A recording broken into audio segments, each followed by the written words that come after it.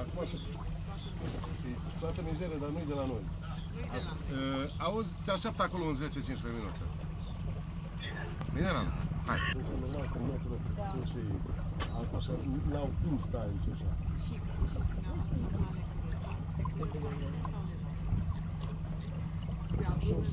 Așa o să pleci în jos, pe porțile de fier, la porțile de fier, n-avem cu noi. La baraj, nu?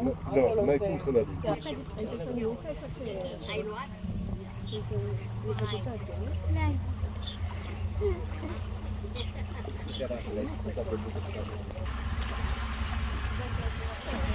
Auzi, se aude tot.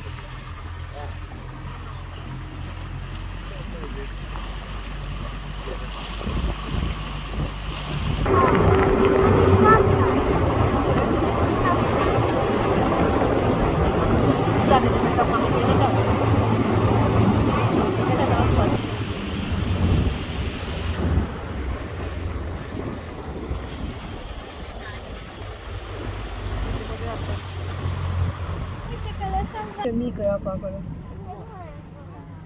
Hai, ce frumos. De ăștia se ocupă cineva sau? Absolut nimeni. Se ocupă ei de singuri.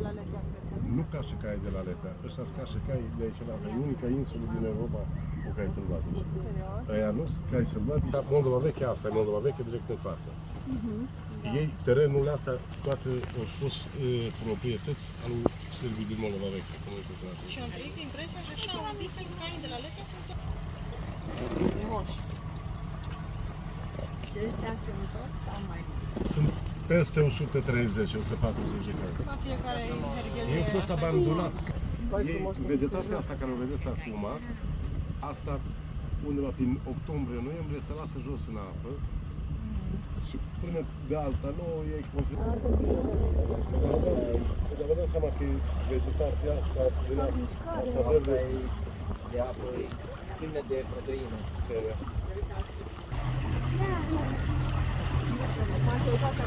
Pe insulă e o taxă care intră, e o taxă de 10 lei de persoană pentru vizitarea insulei, pentru pierdere de masă. Prețul de la... Da, și mai vedem restul ce le scoate pe partea. Sigur că da. Sigur că da. E mai bine decât să le filmăm pe jos. Pe ustat, cred că stăm toată ziua. Da. Vă place? Da? Ce ai văzut? Ai văzut caii? Și? Ai vrea și tu unul de la sălbatic? Să-l hrănești? Tu ai un cal sălbatic, deci tu n-ai nevoie. Care vă filmează, da? Care filmează, da.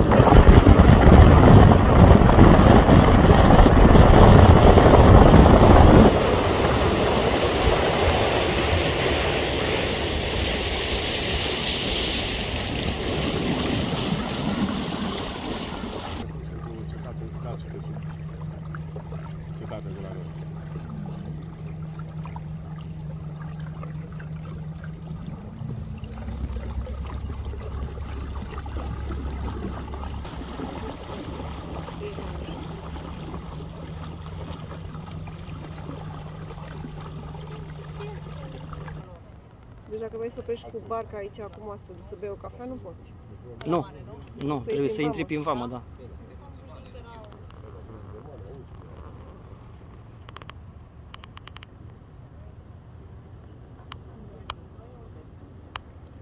Păi e vama aici. De acolo am plecat. Se vede, e piatra și de la piatră e mai în față, acolo e vama. E bine la față. Știu că știi să noți, dar e bine să fiți. În plus, domnul poate să ia amenzi la transport. Cărbunele în primul rând.